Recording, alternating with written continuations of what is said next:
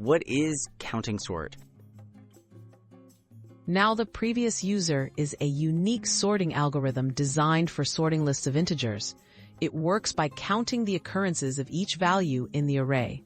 This method allows it to sort numbers extremely quickly under the right conditions, especially when the range of input values is not excessively large.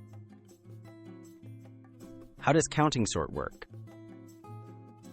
Counting sort creates a count array where each index represents a possible value in the input. It increments counts as it scans the list. Then, it iterates through the count array, reconstructing the sorted list based on how many times each number appears. This makes it efficient for specific types of data. When is counting sort fast? Counting sort is especially efficient when you need to sort large lists of integers and the values are within a small to moderate range.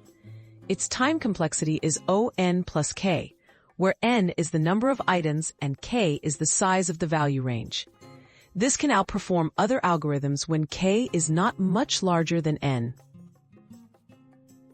Counting sort limitations. Counting sort is not always the best choice. If the range of values is extremely large relative to the list size, it becomes inefficient in terms of memory use.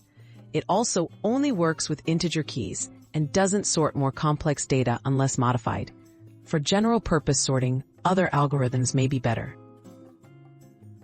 Where counting sort shines.